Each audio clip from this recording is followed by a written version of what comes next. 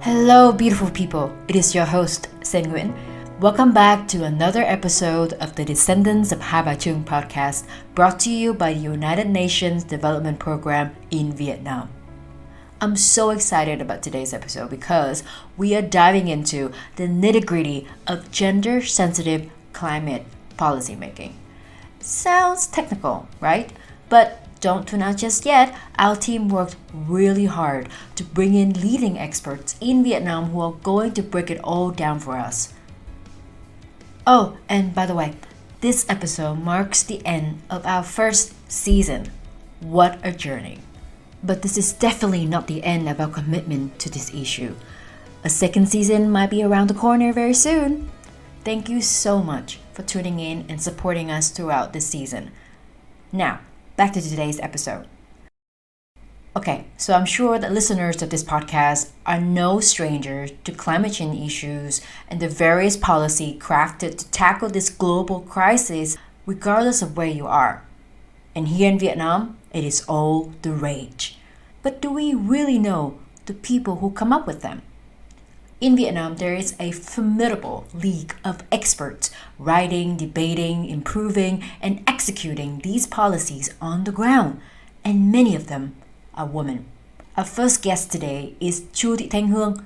She works at the Department of Climate Change, which is under the Ministry of Environment and Natural Resources. For those who work in this area in Vietnam, she's kind of an industry celeb. Hiện nay mình là Phó trưởng phòng giảm nhẹ phát thải khí nhà kính và bảo vệ tầng ozone. Right now, I'm the Deputy Head of Zero Emission Reduction and Ozone Layer Protection Division, Department of Climate Change.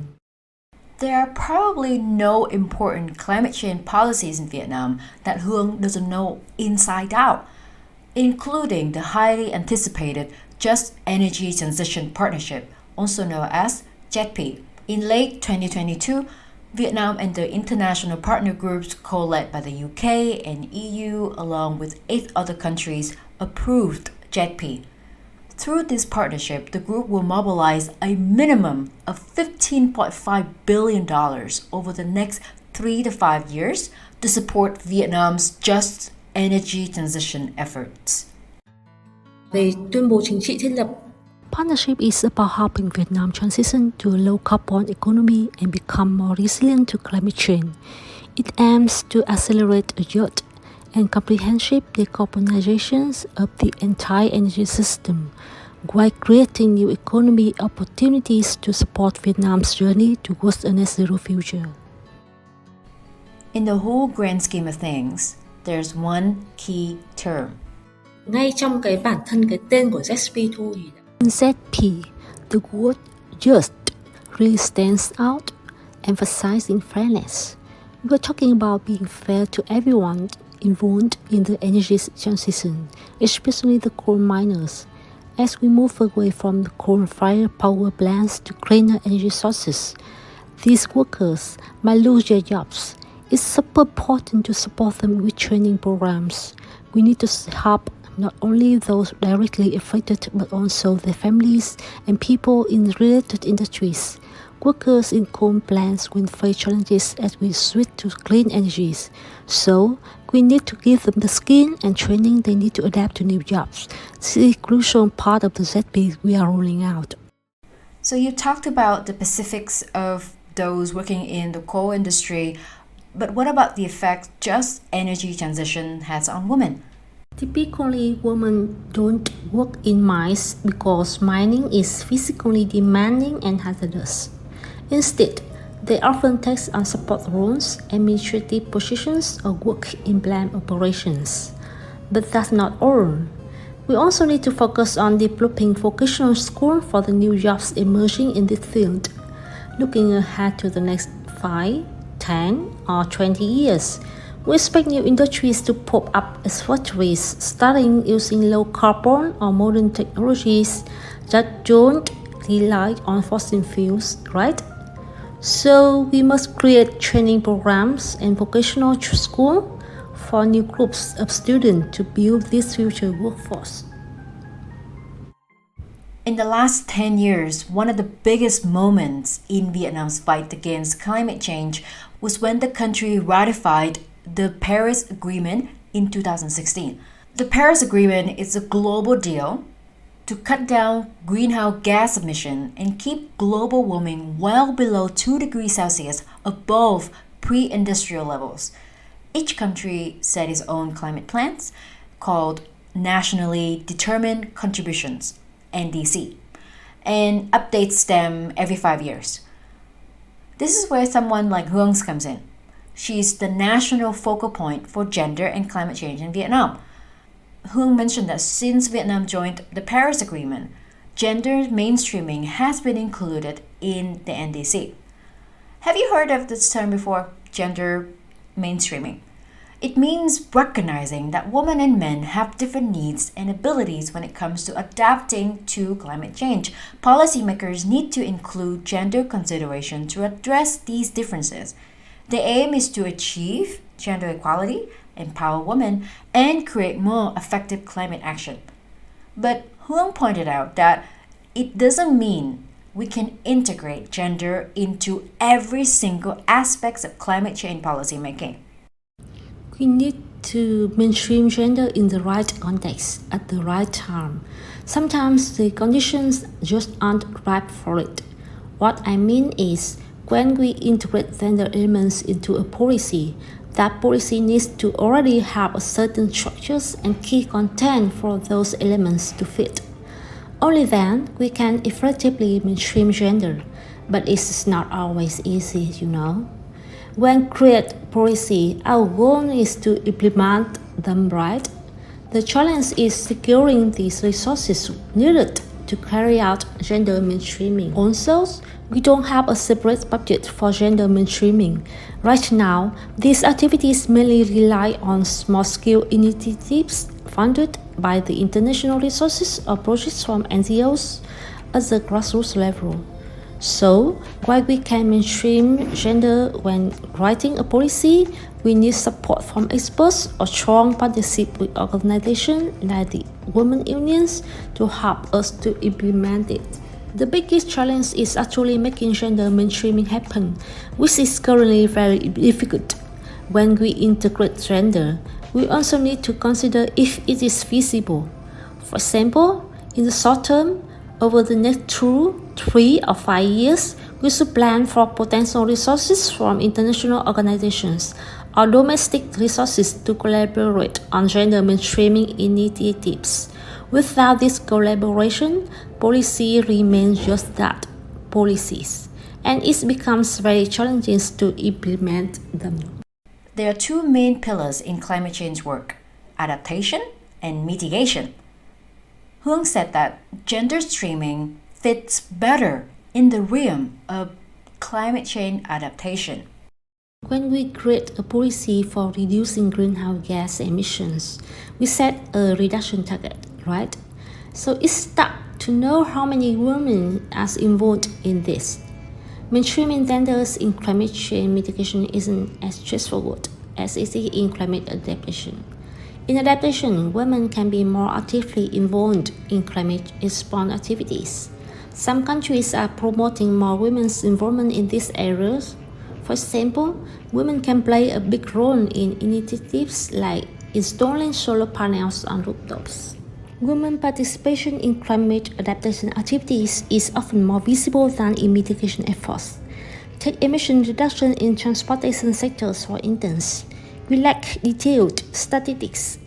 If we want to know a number of female electric vehicle drivers or women who have switched to public transport, we probably don't have comprehensive data to clearly show women's involvement in reducing gas emissions in these areas.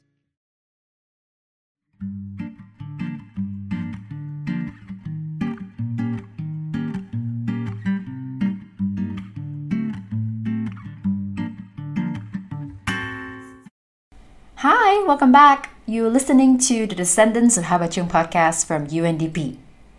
So we just listened to Chu Huong from the Department of Climate Change, who gave us an honest take on gender streaming in climate change policy. Gender streaming is ideal, beneficial, and super important for tackling gender inequality.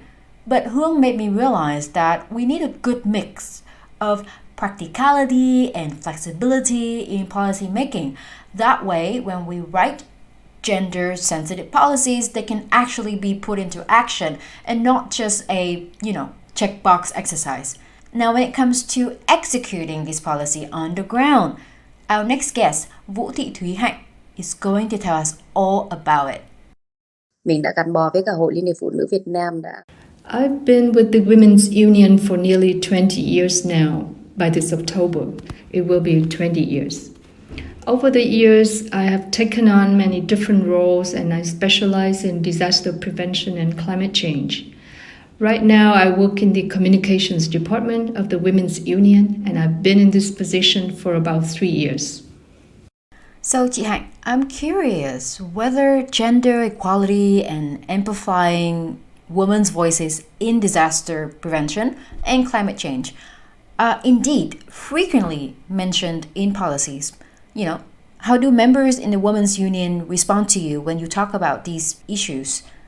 Thì thực tế ra ấy, trong cái quá trình mà In recent years, both our organization and the international community, with support from various ministries and sectors, have made significant efforts.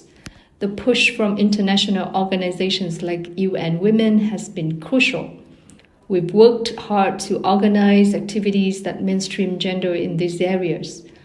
Although the party and the government's policies emphasize the importance of gender mainstreaming, we still encounter persistent gender biases when we move to implementation. For example, when some provinces develop disaster prevention and climate change adaptation plans, they often set targets as 50-50 or 50% male and 50% female. It's clear there's still a lack of understanding about gender equality. Gender equality isn't just a 50-50 split. It means enhancing roles and creating maximum opportunities for both men and women to leverage their strengths and fulfill their responsibilities. It's about giving them the chance to pursue their aspirations and needs, not just aiming for a 50-50 balance. That's not true equality. When a team conducted surveys, they realized that many localities still don't fully understand how climate change impacts men and women differently. This lack of awareness makes it hard for them to develop solutions and proposals that allow gender mainstreaming. Như chúng ta cũng đã biết rồi. As we all know, the impacts of disasters and climate change through extreme weather events are getting worse, especially in recent years. These effects hit women hard, often more than men in certain ways. Research shows that in developing countries, disasters make poverty worse for vulnerable groups, including women. This is because they rely heavily on natural resources for their livelihoods, and when disasters strike, it's tough to keep a steady income. Plus, disasters increase the burden of household responsibilities for women. Why? Because after a disaster, resources like clean water and essential supplies become scarce and expensive. Women who are usually responsible for caring for children, the elderly, and the sick face immense pressure to fulfill their caregiving roles. When disasters happen, women's household responsibilities grow significantly. This is mainly due to the caregiving roles they often take on. Research indicates that after disasters, men tend to migrate for work more often. When resources become scarce, men leave their hometowns to find jobs, while women stay behind to handle the heavy responsibilities of caring for the family, managing agricultural tasks, and helping out in the community after the disaster. Women do so much, yet they are often underrepresented in policy-making process. Right now, women aren't participating much in decision-making and leadership roles in disaster management and climate change. Their needs often get overlooked and their skills aren't fully used in planning for disaster prevention. In many places we've visited, we see that men go out to find work during disasters, while women stay home managing the household. But they're not joining community activities where they could speak up. This is mostly because they're busy with caregiving. Plus, there's still this idea that community involvement is mainly for men. So when the men are away, the women don't go to these events. Their involvement in decision-making is still pretty limited. That is not to say that men are not affected. They too have distinct vulnerabilities.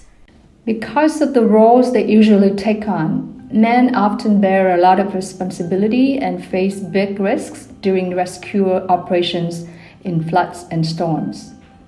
For example, when it comes to clearing debris, most of the people doing it are men, and they deal with a lot of dangers in the process. Rebuilding infrastructure also mostly involves men.